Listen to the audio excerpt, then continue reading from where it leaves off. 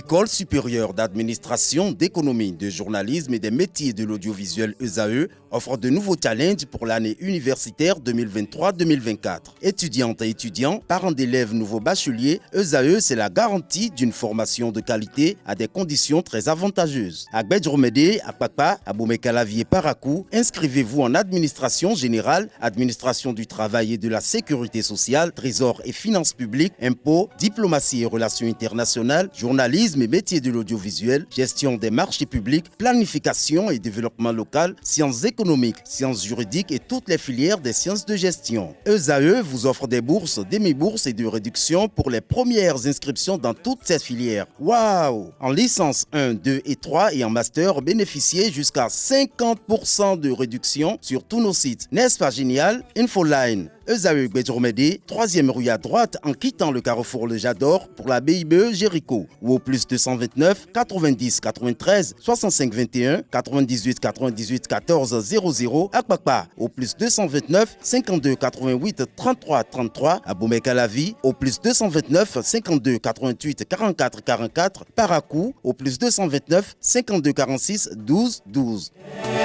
ESAE, l'excellence à un an. Bonjour à toutes et à tous, bon réveil dominical, bienvenue sur l'invité. Chers amis internautes fidèles à ce programme télé sur ESAE TV, ce dimanche, je reçois pour vous Christelle Houdongo Alioza. Elle est directrice de l'administration du parti politique Union progressiste Le Renouveau.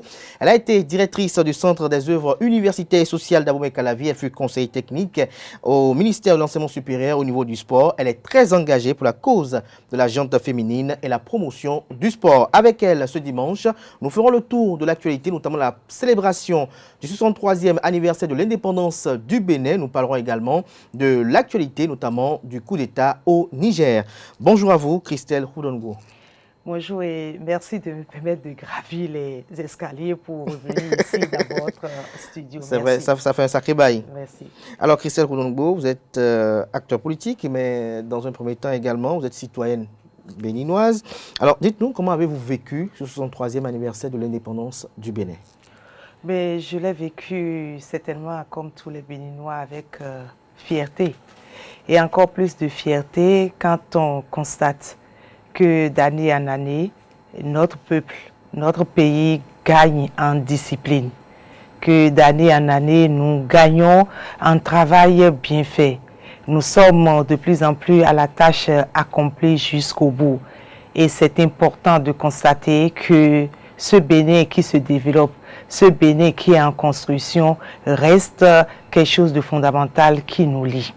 Vous allez constater que nous, aujourd'hui, Béninois et Béninoises, nous maintenons le cap de l'espoir et de l'espérance d'un pays qui se développe, qui se construit pour le bien de chacun et de tous. Et donc, nous ne pouvons qu'être fiers, qu'on soit Béninois du Nord ou du Sud, qu'on soit Béninois de l'Est ou de l'Ouest, qu'on soit citoyen, qu'on soit militant de l'Union progressiste Le Renouveau, qu'on soit militant d'un autre parti politique. Je pense que c'est ce qui est fondamental aujourd'hui, qui nous lie, c'est la République. Et la République, elle est éternelle. La République, elle restera. Tous nous passerons, mais notre République restera. Et ce que nous aurons fait pour cette République, c'est que nous puissions continuer de travailler, que nous puissions rester dans l'engagement et dans l'effort pour les générations futures. Et c'est ce qui est important, c'est ce que je retiens de toutes les façons ces dernières années par rapport à ce qui se fait et par rapport au fait que nous nous retrouvons tous ensemble pour célébrer ce qui nous est cher, la République du Bénin. Célébrer ce qui nous est cher, la République du Bénin. Mais comme à l'accoutumée, il y a eu les manifestations officielles qui se sont déroulées. Vous avez pris part sûrement à ces manifestations officielles. D'entrée de jeu, il y a eu une particularité cette année, la présence de l'invité de marque, le président de la République fédérale du Nigeria, Bola Ahmed Tinubu, qui était en compagnie de 6 gouverneurs d'État du pays. Alors, dites-nous, selon vous, cela résulte de quoi? Je pense quand même que le Nigeria aux côtés du Bénin, le Bénin aux côtés du Nigeria est quelque chose de fondamental qui nous a manqué ces dernières années. Le Bénin et le Nigeria ont toujours été des pays frères. Nous avons toujours développé des relations de fraternité, d'amitié et de bons échanges tous les deux. Et par quelques fêtes, nous avons constaté que le Nigeria et le Bénin se sont éloignés l'un de l'autre. Et c'est heureux qu'aujourd'hui, les relations reviennent à la normale, à ce que cela devait être. Et que le président nigérien accepte l'invitation du président Patrice Talon pour assister. Il n'est pas venu pour une visite, mais il a accepté de participer, d'être à la célébration du 23e anniversaire de l'indépendance du Bénin. C'est un signal fort. Et je pense que cette image honore le Bénin, honore le Nigeria, honore nos deux peuples et nous honore sur le plan africain, voire au plan international. Et je pense que cela augure de perspectives meilleures, aussi bien pour le Nigeria que pour le Bénin. Vous n'êtes pas sans savoir que le Bénin a beaucoup à gagner du Nigeria et que dans notre tradition béninoise, nous échangeons énormément avec le Bénin. La situation que nous avons vécue ces dernières années a impacté, qu'on le veuille ou non, sur les échanges entre les deux pays. Le Bénin a perdu, comme le Nigeria aussi a perdu, avec le climat que nous avons observé. Aujourd'hui, c'est la normale et nous voulons nous engager le président de la République à rester aux côtés du peuple nigérien et nous pensons que nous aurons la réciprocité avec le peuple nigérien pour que et le Bénin et le Nigeria restent dans la coopération, dans la fraternité, mais restent aussi dans des échanges gagnant-gagnant. Des échanges gagnant-gagnant. Oui. Alors, on a constaté également que dans cette délégation, il y avait quand même un personnage pas des moindres, l'homme d'affaires Aliko Dangote, dont la fortune quand même est une lapalissade à travers le monde. Quelques semaines avant sa présence là, on l'a vu au Palais de la Marina avec le président Patrice Talon, les images en disent autant. Alors, lorsqu'on se plonge dans le passé avec les relations qui avaient eu un peu tendues entre le Bénin et le Nigeria, est-ce qu'aujourd'hui on peut se réjouir de se dire c'est du passé? C'est du passé. Je pense qu'il y a eu certainement quelques incompréhensions aussi. Il y a eu que la position du président Talon au Bénin, quant aux intérêts du Bénin, sa position n'a pas été comprise à un moment donné. Et je pense que certainement que quand le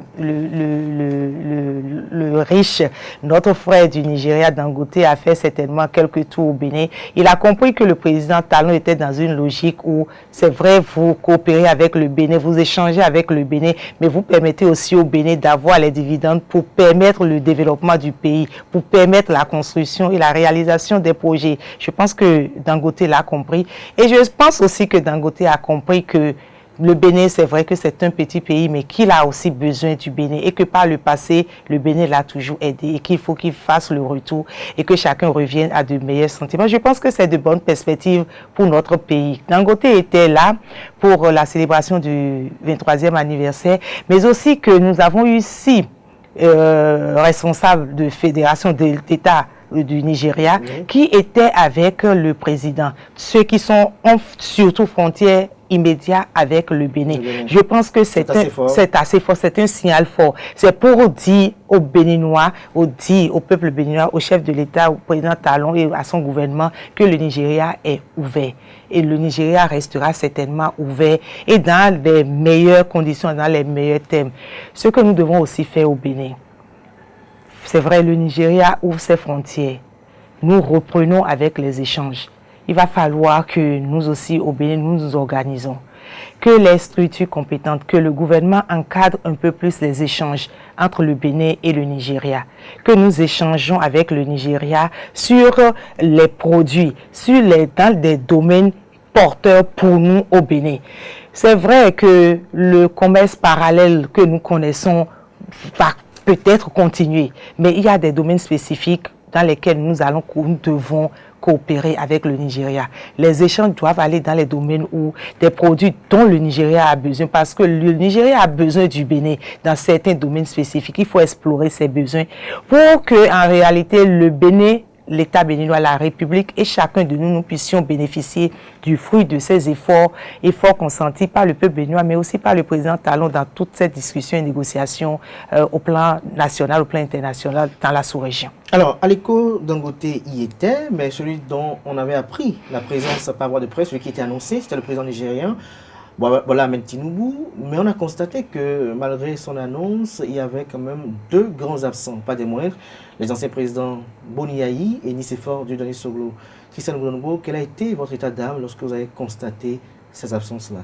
Je vous dirais personnellement que ce que je pense, ce qui m'a été enseigné, ce que je vois autour de moi, c'est que le sage ne refuse pas l'appel. Le sage ne répond pas à l'appel. Le sage répond et le sage vient donner ses sentiments, ses ressentiments, ses commentaires et fait ses propositions, ses analyses. Et donc, je voudrais dire que nous avons été surpris de ne pas voir nos anciens présidents, ceux qui ont été aux hautes fonctions de la République, invités par la République parce que assister à l'anniversaire de l'indépendance de notre pays, ce n'est pas la personne du président Talon, mais il s'agit de la République, il s'agit du Bénin. Et quand on a eu à diriger ce pays pendant des années et qu'on est disponible et qu'on est là, je pense quand même qu'il aurait été bon que nos chefs d'État, nos anciens chefs d'État répondent à l'appel de la République. L'ancien président Boni Yayi, quand même, a avancé. Je voudrais vous dire, nous sommes en face de deux personnalités, hautes personnalités de notre pays. Je voudrais parler d'abord du président Soglo. Président Soglo, à qui je dis toute ma déférence sur ce plateau. Nous n'avons pas eu d'annonce du président Soglo qui informe les Béninois et les Béninoises de son absence à la célébration donc, du 1er août. Et par conséquent, moi je dis que certainement que le président Nicéphore Dieudonné Soglo a eu une indisponibilité qui ne lui a pas permis d'être présent à notre fête, à sa fête. Quant au président Yayi Boni, la veille, il nous a tous réveillés, il nous a tous annoncé qu'il ne serait pas au défilé et qu'il n'assistera pas et qu'il ne répondra pas à l'appel de la République. Il ne répond pas à l'appel de la République ou... Il ne répond pas à l'appel de la République. C'est la République qui l'invite à travers le président Patrice Talon.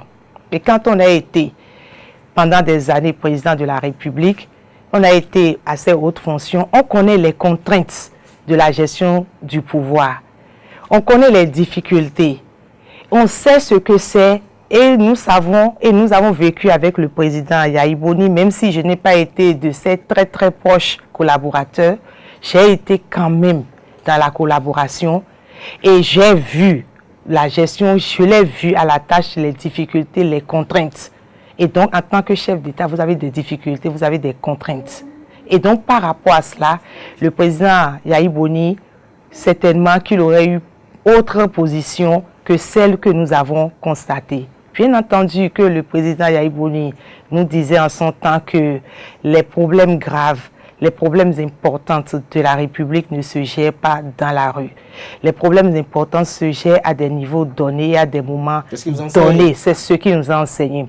Et le président Yayi Boni nous disait en son temps que la République est éternelle et que les hommes passent. Et que la République, c'est comme un boubou blanc.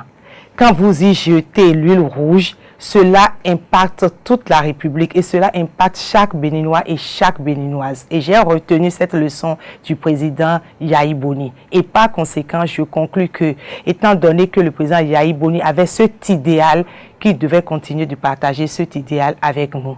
Et puis peut-être que, je le dis amicalement, peut-être que le président Yayi Boni, c'est vrai qu'on l'a vu à la guitare, peut-être qu'il va abandonner un peu, il va abandonner un peu les temps de répétition.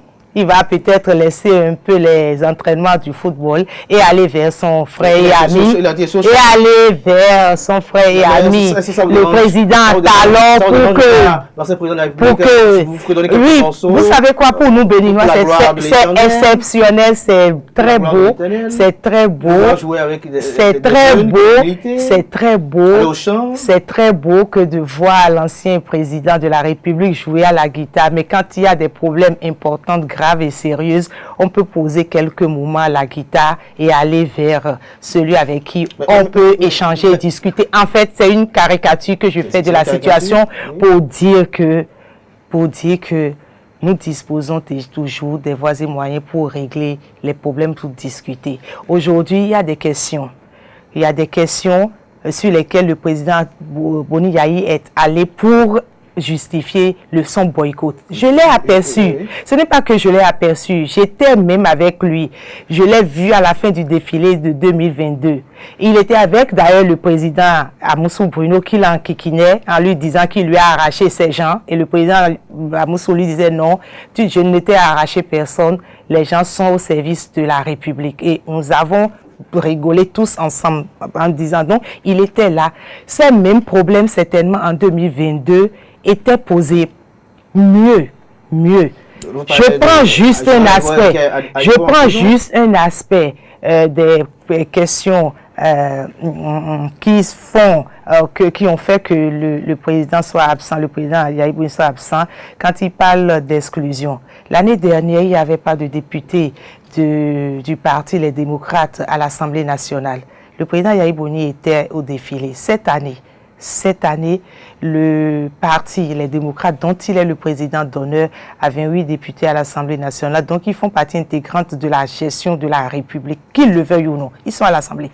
Ils votent les tests, même s'ils s'abstiennent et que les tests sont votés, ils sont à l'Assemblée, ils sont députés, ils répondent donc de ce qui se passe à l'Assemblée nationale. Et donc, ils sont dans l'appareil de l'État, ils sont de la République. Et donc, ils sont engagés, ils sont même responsables de ce qui se passe aujourd'hui dans le pays. Donc, ils ont une tribune officielle, appropriée et de plus en plus donnent de la voix. Et donc, quand on a ça, qui est la plus grande ouverture, qui amène à la résolution des autres problèmes que le président a posés, je pense quand même qu'il faut revoir les choses. Il faut revoir les choses et aller vers des solutions politiques des solutions politiques pour certaines questions qui peuvent être réglées par des solutions politiques. Les questions qu'il faut régler par voie législative, il faut les explorer et aller par voie législative. En tout état de cause, nous sommes dans notre République, nous construisons une République, nous avons une jeunesse en face de nous qui doit porter demain notre République. Et donc, nous devons donner l'exemple des voies et moyens, des niveaux où nous devons régler nos problèmes. Et que, comme lui-même nous l'a enseigné, il y a certains problèmes qu'on ne peut pas s'asseoir autour d'une table de belote pour régler. Autour d'une table de belote pour régler. Alors, comme je vous le disais tout à l'heure, si vous rencontrez l'ancien président Bouni tout de suite en tant qu'ancienne collaboratrice, puisque vous avez été quand même conseillère technique, vous avez été également ancienne directrice du Centre des œuvres, Université sociale d'Abomey Calabi, quand même pas des moindres, comme direction de l'État. Si vous le rencontrez aujourd'hui pour quelques secondes, qu'est-ce que vous aurez à lui dire? Je lui dirais, Monsieur le Président, vous savez que j'ai toujours été une personne modestement respectueuse de la République. J'ai toujours été une personne qui travaille pour qu'ensemble nous portons notre République. J'ai été, qu'on le veuille ou non, un peu à son école, à sa vision qui consiste à ce que nous puissions considérer à tout moment, partout où nous sommes, que nous puissions nous considérer comme des serviteurs de la nation et que nous sachions que la nation béninoise, le Bénin, est éternel et comme il nous l'a toujours dit, que le Bénin c'est un boubou blanc et que quiconque y jette l'huile rouge pêche contre donc cette république qui est éternelle et que nous devons tous respecter. Que nous devons tous respecter. Alors lorsqu'on revient à cette célébration sur le 3e anniversaire de l'indépendance du Bénin, vous assistez au défilé militaire. Qu'est-ce qui a beaucoup plus retenu votre attention cette année? C'est vrai que la grosse surprise pour nous, la grosse joie pour le peuple béninois, c'est la participation déjà du président Tinubu à ce défilé avec sa forte et grande impressionnante délégation. La deuxième chose, c'est ce que j'ai déjà constaté l'année dernière que j'ai souligné, cette forte présence de la femme au défilé.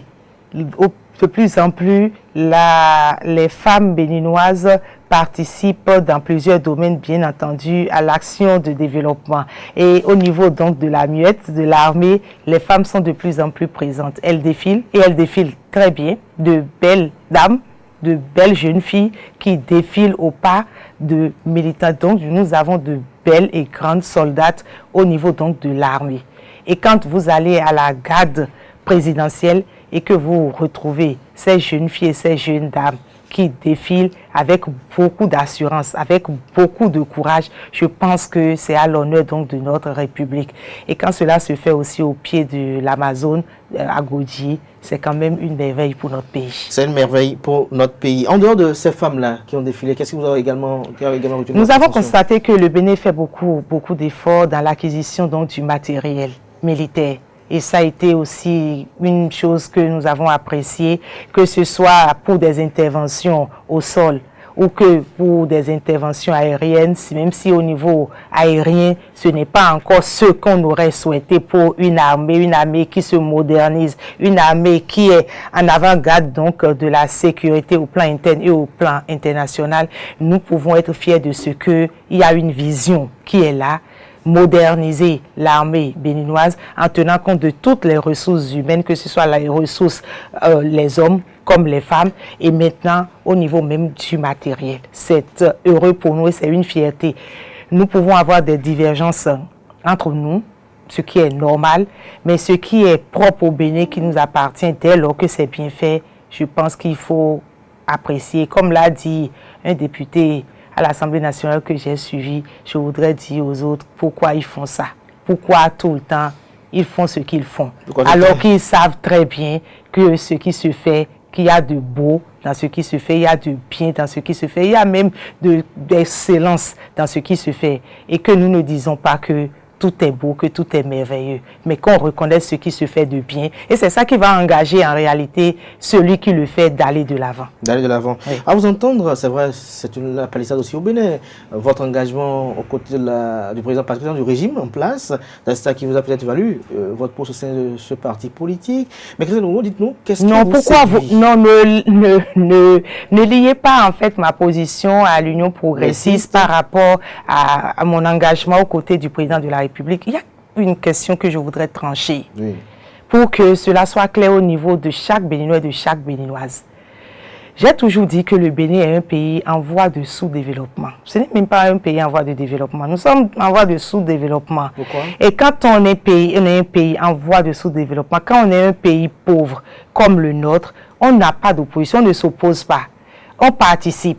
On s'engage, on travaille. Et c'est les pays qui se sont développés, même ceux qui sont les pays développés aujourd'hui, ils ne se sont pas opposés au moment où il fallait construire leur république, leur pays. Ils se sont mis ensemble pour construire leur pays. Et quand il s'agira de construire le Bénin, que je sois à gauche, que je sois à droite, ma conviction, mon ambition, ma vision sera la même. Mon ambition, ma conviction, c'est d'accompagner qui que ce soit qui vienne et qui s'installe pour le développement du Bénin. Mais qu'est-ce qui rend Patrice Talon atypique? Je vais vous le dire. Ce qui rend Patrice Talon atypique, c'est ceci. À un moment donné dans notre pays, y compris moi-même, j'avais des inquiétudes en nous disant que quand on est dans une république, il faut qu'on ait peur de quelque chose. Il faut qu'on ait peur de quelqu'un. Et c'est ça qui vous amène à la discipline. C'est ça qui vous amène au travail bien fait. Et à un moment donné, cela nous a manqué. Il nous manquait quelqu'un qui nous dise « arrêtons ». Arrêtons, nous devons avoir de limites à tout. Et je pense que c'est ce que Patrice Talon nous a apporté. Peut-être que nous, aujourd'hui, par rapport à certains intérêts, par rapport à certaines positions, nous pouvons mal appréhender ou mal prendre la position du président Talon dans ce sens-là. Mais je pense que les générations futures remercieront certainement le président Talon et tous ceux qui l'ont entouré pour que nous puissions instaurer un peu plus de discipline dans tout ce que nous faisons dans ce pays. En dehors de cette discipline, il faut avoir le goût du beau et du bien. Il faut apprécier le beau, le bien. Et quand on a le beau et le bien à côté, on peut toujours tricher et permettre aussi à ses compatriotes de connaître le beau et le bien. Et donc, nous commençons par connaître le beau et le bien. Et dès lors que nous commençons par connaître le beau et le bien, nous allons nous-mêmes nous engager à faire le beau. Nous allons nous engager dans le bien. Et je pense que c'est ce processus qui est le nôtre. Et aujourd'hui, nous sommes tous engagés dans le processus. Et il va falloir que, même si on s'oppose, qu'on reconnaisse le beau et le bien. On connaisse le beau et le bien. Je voudrais vous laisser partir ce matin sans qu'on vous pose une question par rapport à l'Union progressiste et le renouveau. Oui. On vous fait pas sortir ici facilement comme ça. Alors, l'Union progressiste et le renouveau, comment vous avez passé le 63e anniversaire de l'indépendance? Avant de vous répondre à cette question, il y a une question qui est restée en suspens. On avait lié le soutien au président Talon par rapport à ma présence au sein de l'Union progressiste Le Renouveau et surtout par rapport à ma position en tant que directrice de l'administration de l'Union progressiste Le Renouveau. Je voudrais le dire sans embâche. Le président Talon reste quand même le parrain de notre parti. Nous sommes de la mouvance présidentielle et donc par conséquent, personne, et nous ne pouvons le dire nulle part que le président Talon n'est pas parrain, n'est pas dignitaire du parti Union progressiste Le Renouveau. Et que des actions, certaines décisions de l'Union progressiste Le Renouveau, nous les prenons en concertation, avec le président de la République, avec son appréciation du président de la République sur tel ou tel, puisque, qu'on le veuille ou non, nous sommes engagés et que nous répondrons avec lui de ce qui se fait. Ceci étant, j'ai cette position, c'est pour vous dire que c'est vrai que c'est le parti qui choisit, mais le parti est dirigé par certaines instances, certaines personnalités. Et donc, qu'on le veuille ou non, aujourd'hui, ma position au niveau donc de l'administration vient du fait que certainement l'ancien président du parti, Bruno Amoussou, à qui je dis toute mon admiration. Le patriarche m'avait fait confiance. Et le patriarche, en ce moment-là, lorsque nous construisons notre parti avec l'implication du président de la République, si le président de la République n'avait pas donné sa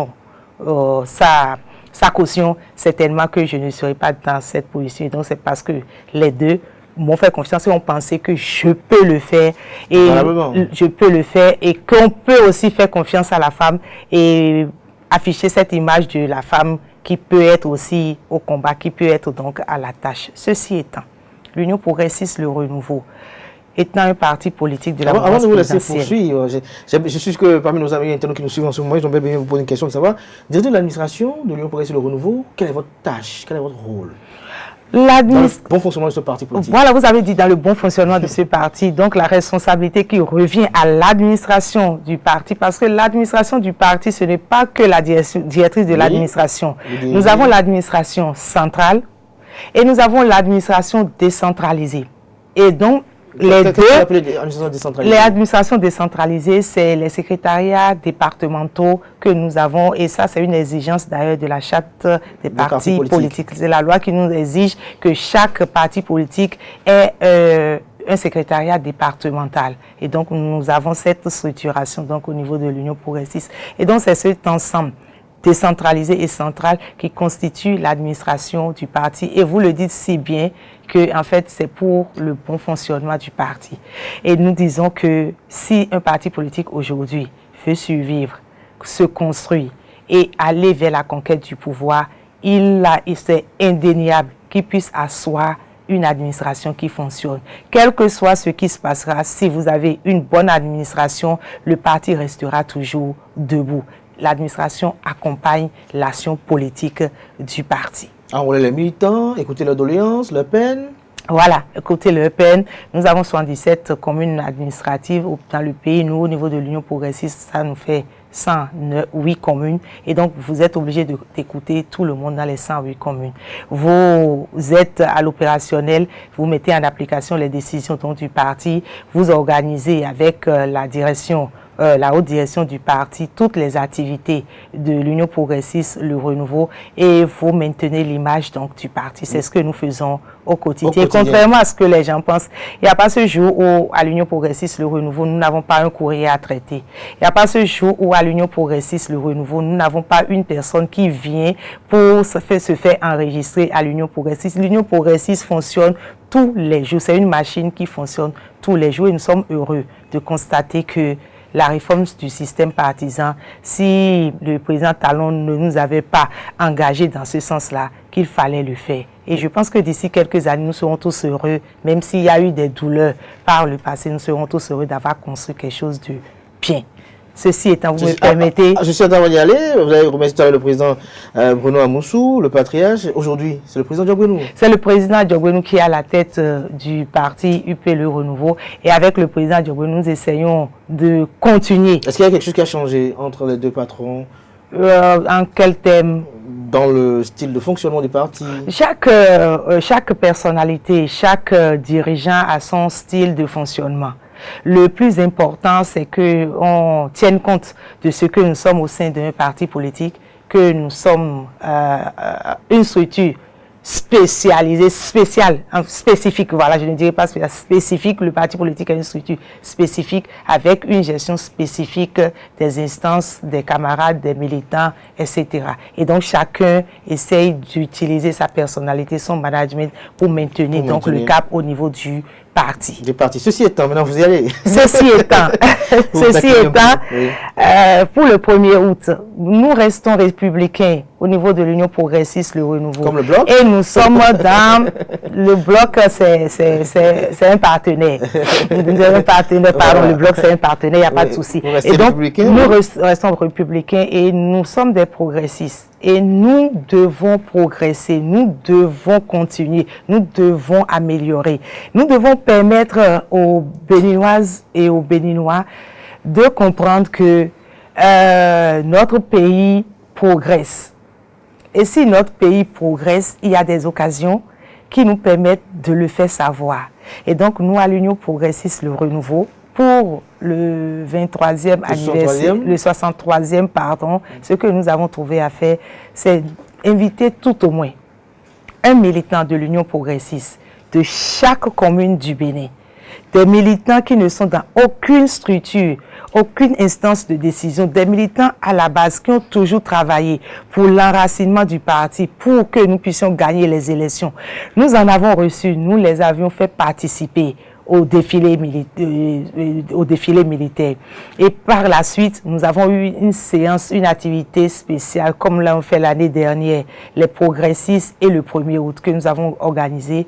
Et lors de cette activité, nous avons fait le tour, le bilan des activités de notre parti, les actions à venir, les activités à venir pour que la troupe reste toujours mobilisée. Et ce qui est exceptionnel dans cet exercice, je vais vous dire, nous avons reçu quelques militants qui n'ont jamais mis pied à Cotonou.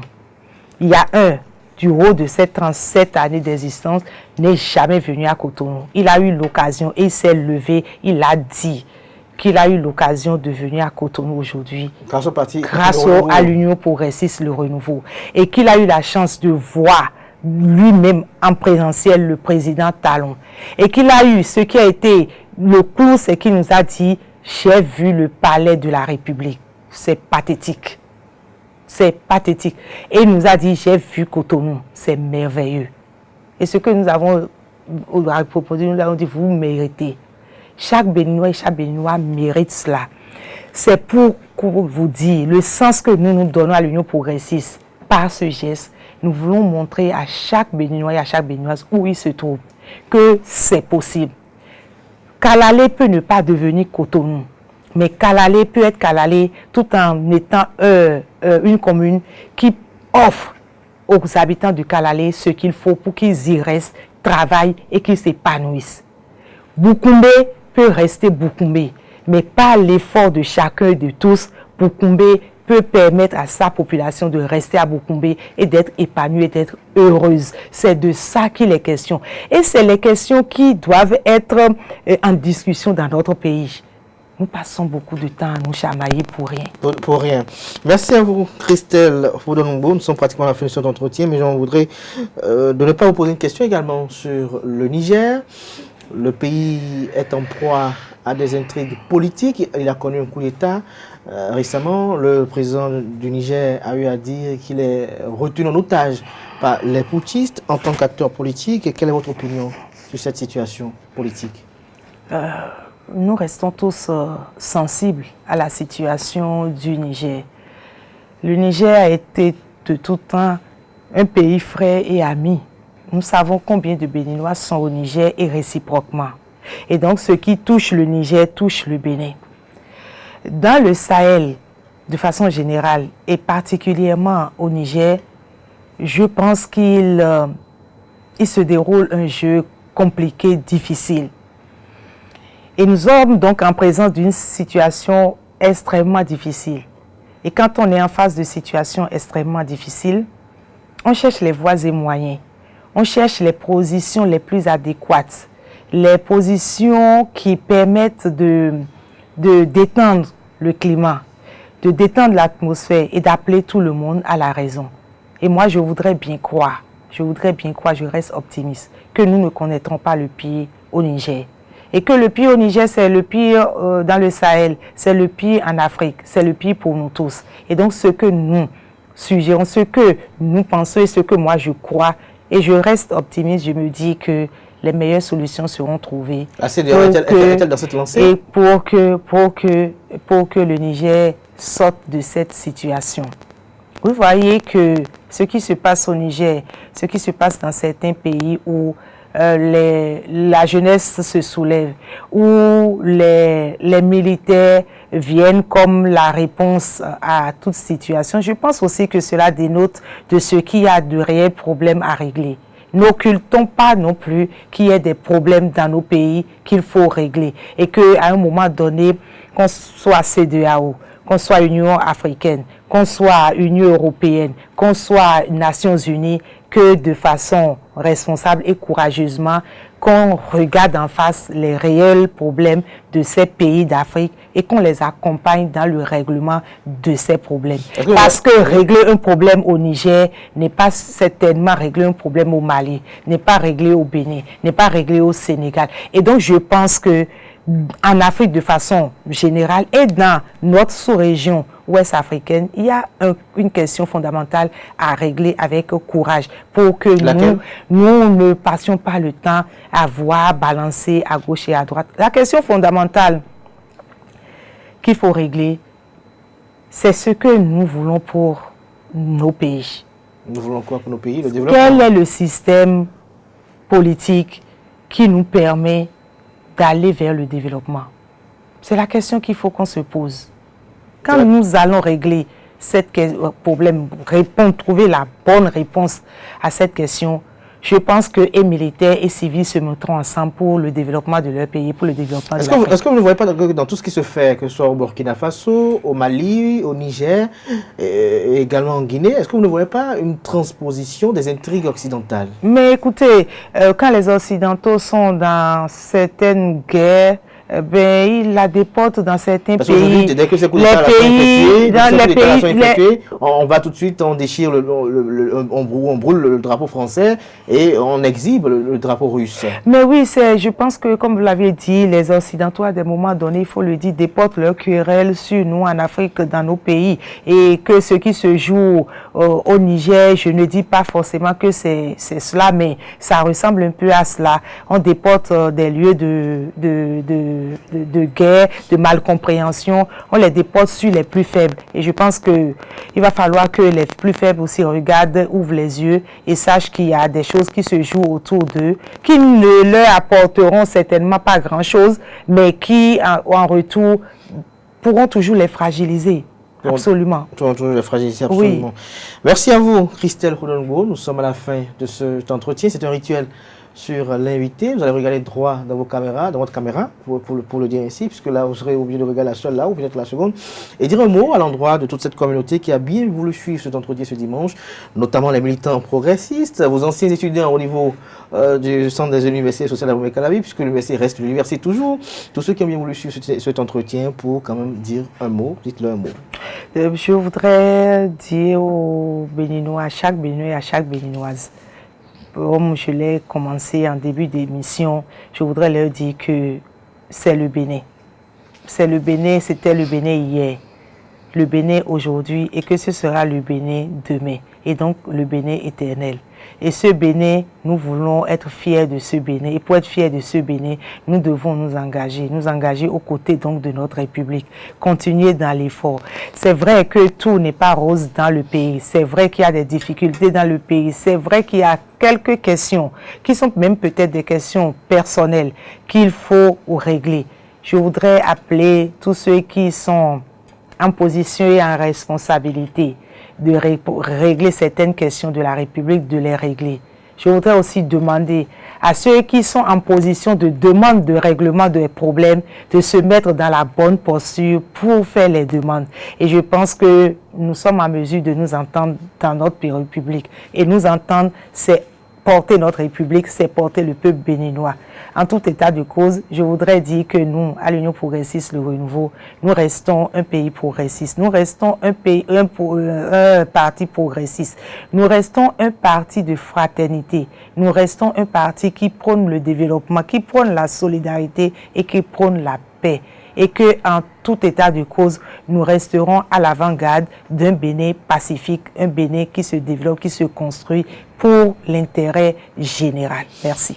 Merci à vous, Christelle Roudonogbo. Je rappelle que autour de cet entretien, elle a eu à dire, à l'entame de ses propos, qu'elle a vécu avec fierté ce qui s'est déroulé le 1er août 2023.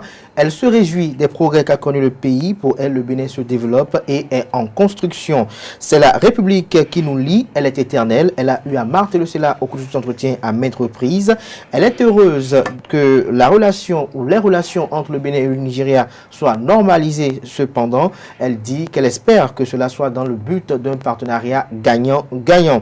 Elle a eu à apprécier la grande, forte et impressionnante délégation qui a été conduite par le président Bola Ahmed Tinubu pour assister aux manifestations officielles marquant le 63e anniversaire de l'indépendance du Bénin. Pour elle, cela honore le Bénin, honore le Nigeria, honore l'Afrique et cela donne une bonne image dans le monde entier. Elle a eu à décrypter au cours de cet entretien la composition de la délégation nigériane. Elle souhaite que les échanges soient davantage encadrés pour optimiser les valeurs que représente le Bénin au côté du Nigeria, le Nigeria au côté du Bénin.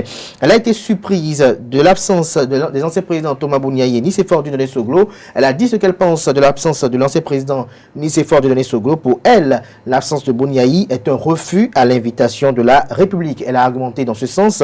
Elle a rappelé des propos de l'ancien président Bouniaï qui disait, je cite, « Les hommes passent, la République est comme un boubou blanc. Si l'on l'hiver de l'eau rouge, on viendra le prendre et le porter ainsi. » Et donc, seule la République est éternelle. Elle a eu au cours de cet entretien à partager avec nous quelques anecdotes de propos qui ont eu comme échange entre l'ancien président Bouniaï et le président Bruno Amoussou. Elle a fait savoir que dans cet entretien, on peut retenir de ses propos qu'à un problème politique, il faut trouver une solution politique et à un problème législatif, une solution législative.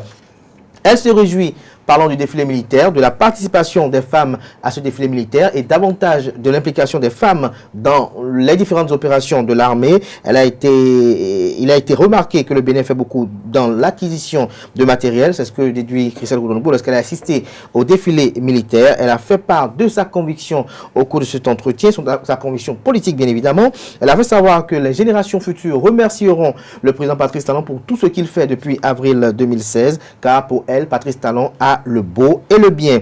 Elle a fait part dans son entretien, dans ses propos, de la structuration du parti politique Union progressiste Le Renouveau. Elle a fait part également de l'immensité de la tâche qui lui incombe au titre de directrice de l'administration de cette formation politique. Comment l'Union progressiste Le Renouveau a eu à commémorer le 63e anniversaire de l'indépendance du Bénin. Cela a été également dit sur ce plateau et également un petit conneval sur cette activité du parti politique Les Progressistes et le 1er août. En fin d'émission, elle a eu à opiner sur la crise politique au Niger. Elle est très sensible à la situation. Elle nous a dit ce qu'elle pense personnellement de cette situation politique qui est assez névralgique. J'espère que j'ai plus ou moins résumé. Absolument, bravo. Merci à vous, Christelle Roudonogbo. Je rappelle que Christelle Roudonogbo épouse Aliosa. Je rappelle que vous êtes directrice de l'administration du parti politique Union progressiste Le Renouveau. Vous êtes également ancienne directrice du centre des universités sociales d'Abomey Calavi. Vous avez été conseiller technique à l'enseignement supérieur et au sport. Je rappelle également que vous êtes toujours et vous demeurez, c'est votre cheval de bataille, très engagé pour la cause de la gente féminine et le sport. Merci d'être venu sur Esaü TV. À très bientôt. À très bientôt. À très bientôt. Merci à vous, chers amis internautes. Prenez le rendez-vous pour 19h pour le JT des JT.